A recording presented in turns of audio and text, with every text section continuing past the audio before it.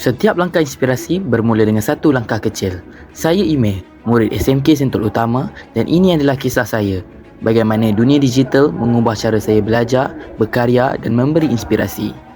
Tahun 2022, saya mula sebagai murid tingkatan 1, menjadi rakan media sekolah dan jurugambar untuk program seperti Hari Sukan. Ketika itu, kami hanya menggunakan telefon, tetapi saya percaya inspirasi bermula dari apa yang ada di tangan kita. Tahun 2023, saya teruskan langkah sebagai rakan media. Saya mula menggunakan kamera DSLR dan menjadi jurugambar untuk Bengkel Simfoni Angklung peringkat kebangsaan 2023. Dari situ saya belajar, setiap gambar ada cerita. Tahun 2024, saya sertai pertandingan dan berjaya mendapat tempat kedua di dalam pertandingan poster infografik Jazro peringkat kebangsaan.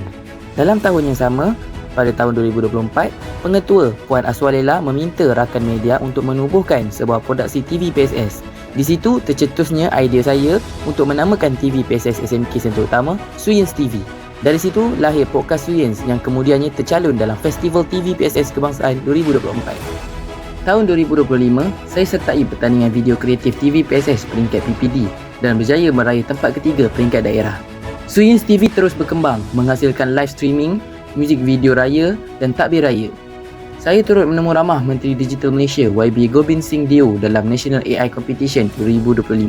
Kami menyertai mini English dokumentari Jejak Juara KL 2025 dan kami dapat menemu ramah pensyarah Fakulti AI UTM. Kami juga mendapat peluang untuk mempromosikan bas pelancongan KL Hop On Hop Off dengan membuat rakaman video menunjukkan keindahan Bandar Kuala Lumpur. Sewaktu cuti sekolah, saya menjadi jurugambar sukarelawan untuk YRE National Operator Meeting dan Eco Campus International Conference 2025 yang disertai oleh 42 buah negara dan saya mewakili YRE Malaysia. Kini, Suyens TV mempunyai studio sendiri dan episod ketiga podcast Suyens musim kedua tercalon dalam National Young Reporter for Environment 2025. Tahun ini, saya juga dianugerahkan sebagai ikon murid digital sekolah di Majlis Apresiasi Hal Ehwal Murid dan Kokurikulum 2025.